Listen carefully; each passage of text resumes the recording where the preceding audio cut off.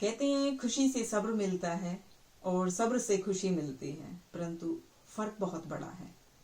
खुशी थोड़े समय के लिए सब्र देती है और सब्र हमेशा के लिए खुशी देता है। ऐसी एक कहानी है, आइए देखते हैं इस कहानी से हमें क्या शिक्षा मिलती है। एक बेटी ने एक संत से आग्रह किया कि वो घर आकर उसके बीमार पिता से मिले और प्रार्थना करे। बेटी ने यह भी बताया कि उसके बुजुर्ग पिता पलंग से उठ भी नहीं सकते हैं। जब संत घर आए तो पिता पलंग पर 2 तकियों के बीच में सिर रखकर लेटे हुए थे। एक खाली कुर्सी पलंग के साथ ही पड़ी हुई थी। संत ने सोचा कि शायद मेरे आने की वजह से ये कुर्सी यहाँ पहले से ही रख दी गई है। संत जी ने कहा, मुझे लगता है कि आप मेरा ही इंतजार कर रहे थे। पिताजी ने कहा, नहीं, आप कौन हैं? संत ने अपना परिचय दिया और फिर कहा, मुझे ये खाली कुर्सी देखकर लगा कि आपको शायद मेरे ही आने का इंतजार था। पिताजी ने कहा, ओह, ऐसी बात है क्या? आपको अगर बुरा ना लगे तो कृपया कमरे का दरवाजा बंद करेंगे? संत जी ने ये सुनकर थोड़ी हैरानी उसको हुई और फिर उसने दरवाजा बंद कर दिया। पिताजी कहने लगे, दरअसल इस खाली कुर्सी का राज मैंने किसी को नहीं बताया, अपनी बेटी को भी नहीं। पूरी जिंदगी में ये जान नहीं सका कि प्रार्थना कैसे की जाती है।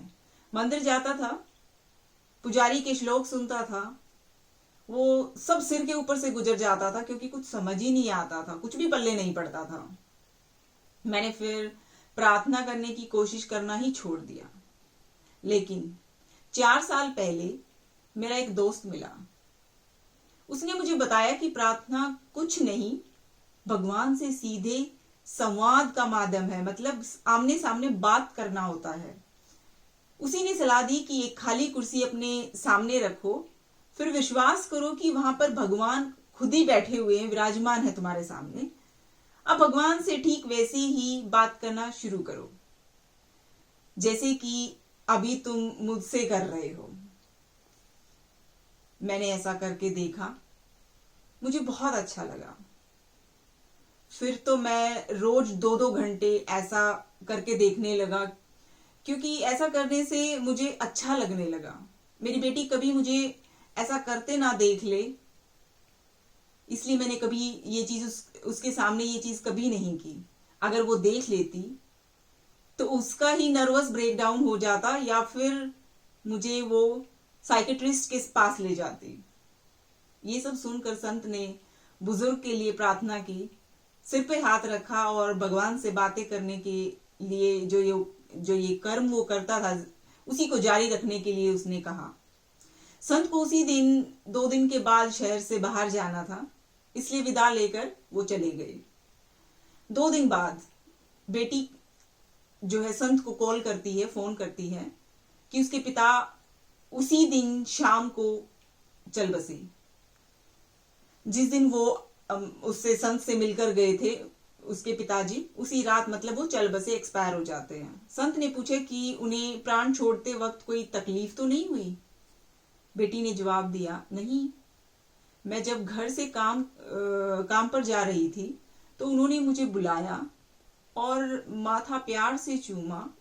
ये सब करते हुए उनके चेहरे पर ऐसी शांति थी जो मैंने पहले कभी नहीं देखी। जब मैं वापस आई तो हमेशा के लिए वो आंखें मूंद चुके थे, लेकिन मैंने एक अजीब सी चीज भी देखी। वो ऐसी मुद्रा में थे जैसे कि खाली कुर्सी पर किसी की गोद में अपना सिर झुकाए हुए हों। लड़की ने पूछा संत से, वो क्या था? मैं समझ नहीं पाई। ये सुनकर संत की आंखों में आंसू आ गए और उनके मुंह से सिर्फ यही निकला, मुश्किल से सिर्फ इतना ही कह पाए कि मैं भी जब दुनिया से जाऊं तो काश ऐसे ही जाऊं। भाव कहने का यही कि अपने ही अंदर विश्वास होता है और वही भगवान होता है। इसलिए कहते हैं कि भगवान हर जगह है, आपके आसपास, ऊपर नीचे, दाएं बाएं। सिर्फ आपको जानने की जरूरत है, उसको पहचानने की जरूरत है और आप उसको आमने सामने ऐसे ही बात कर सकते हो जैसे उसने किया। और अंत समय में उसे जाने में भी कोई तकलीफ नहीं हुई, वो ये शांति से इस दुनिया से जा सका, अलविदा ले सका। तो आइए हम भी भगवान को मंदिरों में और इधर उधर तीर्थ स्थानों पे न ढूंढ के अपने मन में शांति रखकर दिल से भगवान को ढूंढे, वो अवश्य मिलते हैं। तो इसी कहानी के साथ मैं उम्मीद करती हूँ कि आपको एक बहुत अच्छी शिक्षा मिली होगी और इस शिक्षा को आप अपनी जिंदगी में इम्प्लीमेंट करके अपनी जिंदगी में सुकून और शांति मुकम्मल करेंगे।